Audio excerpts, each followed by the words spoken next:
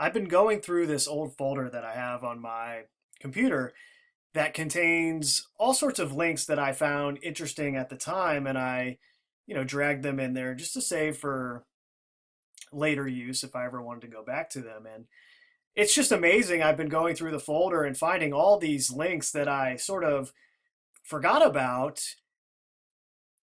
And I guess I take it for granted that everyone is aware of this information. And there's some that I've been coming across that I'm sitting there saying to myself, well, I don't really see anybody talking about this, so I'm going to maybe do a video on this particular article and just sort of raise a little awareness about it because it's one of those things that you just have no idea is going on, and then you find out it's happening, and it's sort of just a mind-blowing thing. So this is one of those articles, and I'm just going to read it, and maybe I'll do a few more videos like this on some other articles that I've come across that are really interesting before I get into doing more original videos of my own. But this is, ever wondered where the caffeine comes from in soda or energy drinks? Answer, synthetic caffeine. A century ago, caffeine added to soft drinks, energy drinks, and caffeine tablets used to be derived from extracting the caffeine from tea leaves or coffee beans. But the desire for caffeine has increased exponentially since then, and scientists from Monsanto looked for cheaper ways to produce much greater industrial quantities of pure caffeine. Back in 1905, Monsanto started producing caffeine for Coca-Cola in St. Louis, using tea leaves to extract the precious caffeine, and this long-term partnership was the backbone of Monsanto before it became an enormous multinational corporation. By 1945, there were four main players manufacturing caffeine in the US, and following Coke's huge popularity with GIs during the Second World War, they were struggling to cope with demand, and foreign companies from Taiwan and Brazil were getting in on the market. Coke's strategy during the Second World War was to guarantee that, oh, this is just ridiculous, I'm sorry. Coke's strategy during the Second World War was to guarantee that every soldier should be able to get a Coke for 5 cents anywhere on the battlefield. Oh my gosh. Oh, that is just so absurd. Can you imagine? Now, granted, we're talking about a consciousness that is nowhere near the level that the consciousness is today collectively, but I mean, just the hubris and audacity of Coca-Cola to have this marketing strategy as soldiers are being unwillingly drafted into the military to potentially die and give their whole life away for these imaginary constructs called countries that are just lines drawn on a map arbitrarily. And then the media scripts all these reasons why we should hate one territory over another territory for ridiculous reasons, as always.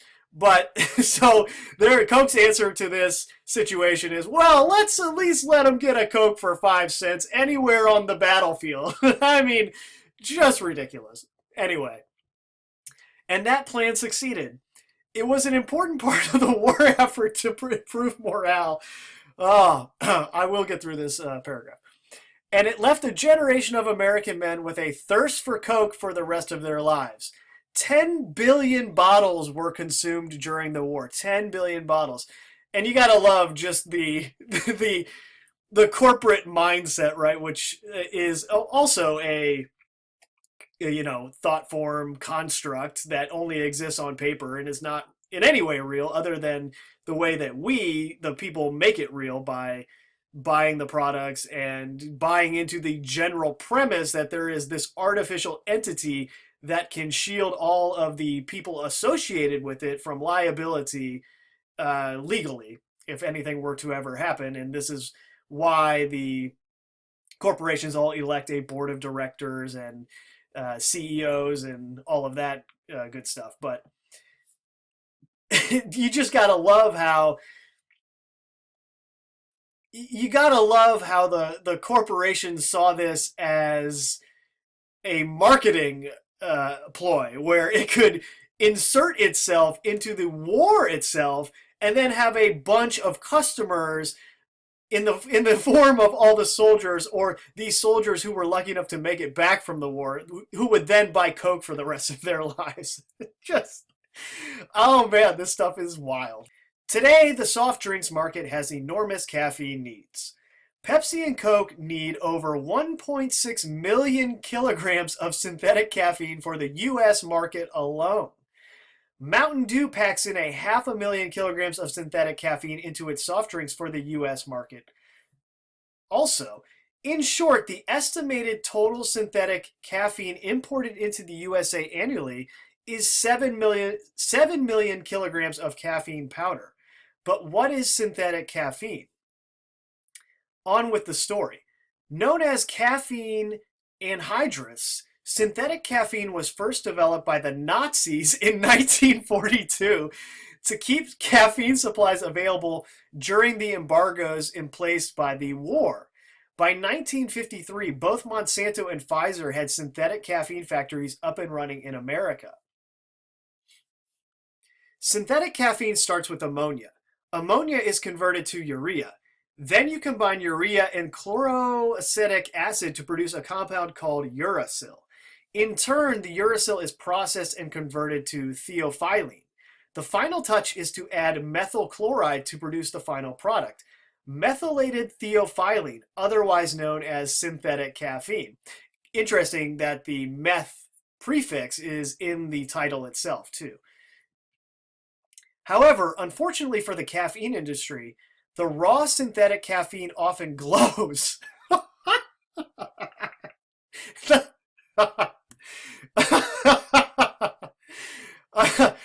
Let's start that over. However, unfortunately for the caffeine industry, the raw synthetic caffeine often glows a bluish phosphorescence. Not a good look. Yeah, I mean, just the fact that this synthetic caffeine literally glows when they're done producing it, it's just incredible. And then this is being consumed.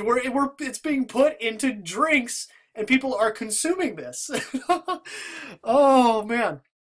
So this glowing is removed by rinsing the caffeine with sodium nitrate, acetic acid, sodium carbonate, and chloroform.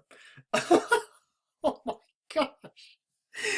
It's like, how is this even possible? How did this even come to pass? I mean, it's just ridiculous. But anyway, oh, this article is amazing. Okay. And the pure stuff is strong. Lethal, in fact, in small doses. You need to be very careful with it. A 1/16 of a spoonful will give you the same hit as a large coffee. A 1/4 teaspoon will lead to a racing heart, sweating, and acute anxiety. A tablespoon of caffeine will kill you, of this synthetic caffeine, I believe they're referring to there. Back in 1995, the Pfizer plant in Grocon, Connecticut had a major accident in which a yellow cloud of lethal nitrogen oxide escaped the plant, and the entire factory had to be evacuated. This reminds me of the aspartame production process. If you go look into how aspartame is produced, it's produced in these ridiculous fields that are, I can't even, I'll have to find the article that's about that and maybe do a video on that. I'll save the aspartame for another video. Okay, so, but this synthetic caffeine story is no longer about the USA. Almost no synthetic caffeine is produced in the United States anymore. The majority of synthetic caffeine is now made in China, with 3 Chinese factories together exporting 4 million kilograms of caffeine alone to the USA every year. Indeed, the majority of the world's synthetic caffeine comes from just one Chinese town. I won't be able to pronounce this. Shijiazhuang, a heavily polluted industrial city in Hebei province. The biggest caffeine factory in the world is the CSPC, Innovation Pharmaceutical Company. It produces 1.8 million kilograms of caffeine for the US market alone. There is very little information or scrutiny in the world of synthetic caffeine. Almost no one even knows that caffeine is not naturally extracted anymore, and the energy drinks industry is in no rush to make this clear on their packaging. Even government agencies sometimes finds their inspections requests denied. For example, the European Directorate for the Quality of Medicines and Healthcare attempted to inspect the CSPC factory for health and safety checks on behalf of the European Union. Their attempts were blocked and denied by CSPC, and in turn, CSPC is no longer allowed to export synthetic caffeine to the EU. Well, at least the European Union is doing something for their citizens. How wonderful of them. By 2013, 4 of the 5 biggest caffeine manufacturers in China had their license to export to Europe revoked. That's worrying. Yeah, I'd say so. Yeah, I mean, just, I don't know if this article talks about it further down. That might be why I'm thinking of it right now. But just the fact that China has so many manufacturing problems as far as toxins and poisons go. And the US beverage industry, all these corporations are allowing China to manufacture this synthetic caffeine that glows blue when it's done processing and has to be rinsed with a bunch of additional chemicals to get the glowing to go away, because of course that would ruin everything you put into it, except maybe some of the more extreme energy drinks that actually are like neon colors. But so China is being trusted to produce this synthetic caffeine, and it's being put into all of these beverages, and there is not a word about it on the labels, and no one knows it's going on. At least the EU had tried and failed to inspect these caffeine factories. What about the FDA in America? Well, before reading further, I turned my head from the computer screen. What do you think the FDA has done about this? Let's see. Nope, they don't seem to be. Of course not. Very few foreign inspections happen, and they rely on self-certification, which is a dangerous path and opportunity for cutting costs and corners, particularly in a country like China, which is regularly in the press for food and drink poisonings from lethal adulterated baby milk. What? I didn't hear about that. I must have missed that one. To tainted medical tablets. So China and lethal adulterated baby milk. Okay, time out. Time out. I must have missed that one. Oh, here it is. 2008 Chinese milk scandal.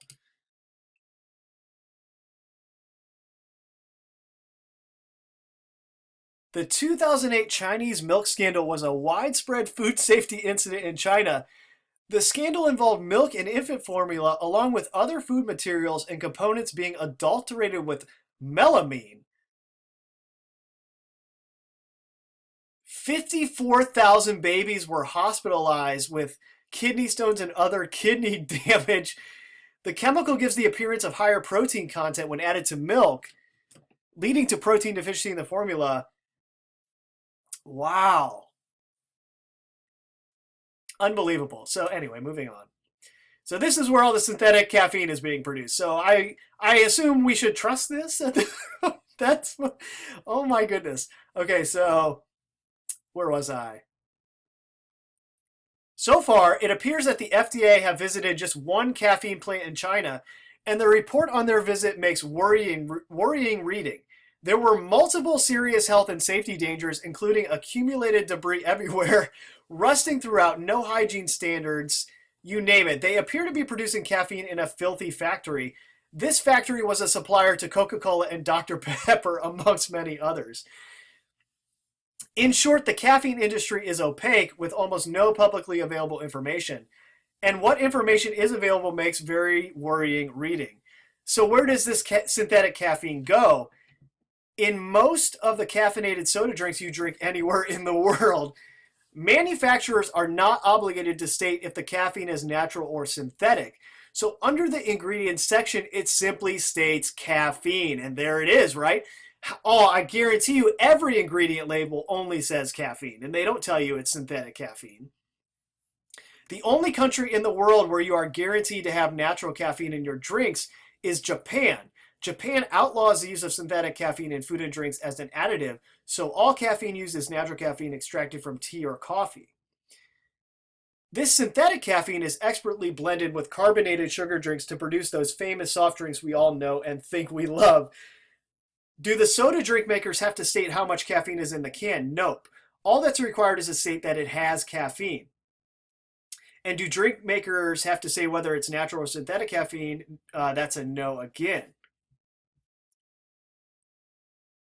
Sometimes synthetic caffeine is occasionally misblended and the results can be disastrous.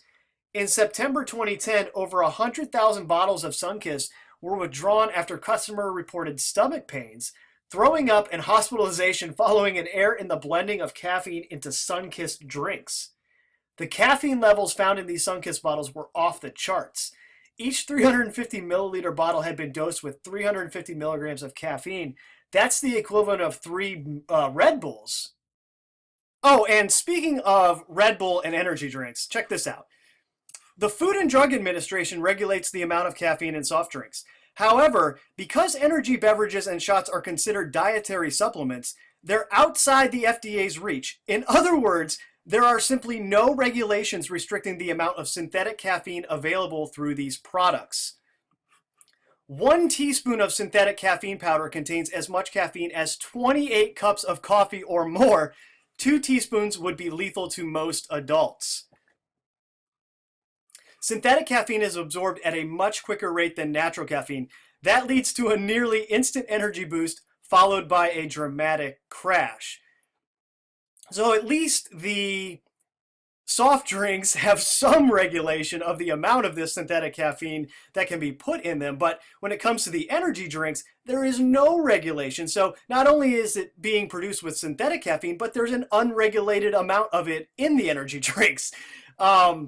Yeah, there's probably a reason why Monster has the symbolism that it has, the Hebrew letters on the can that everyone knows what they mean, and the fact that it's called Monster. Right? I mean, all of these energy drinks are filled with esoteric symbolism, and it's not an accident. But that's really all I wanted to go over. And the article finishes, however, the main issue with synthetic caffeine is that the public doesn't seem to know it even exists. Well, of course, how would it know it exists? Because none of this is ever publicized, where or how it's made. Just an incredible situation. And before ending this video, I just want to say, surely there is no amount of marketing or PR spin that could produce a mind control strong enough to convince people that, let me mention this for a third time, a synthetic product is produced in a way that it glows after it's done being produced. So surely there is no amount of mind control that could convince someone that this is something that should be put into the human body. And on top of that, should be sold to children. I mean, how many kids are out there drinking these energy drinks like they're candy? Because, you know, going back to the whole thing, you know, the huge boost and then the dramatic crash, and then you repeat the cycle. Just incredible. But I'll leave it there for now. I'll talk to you soon.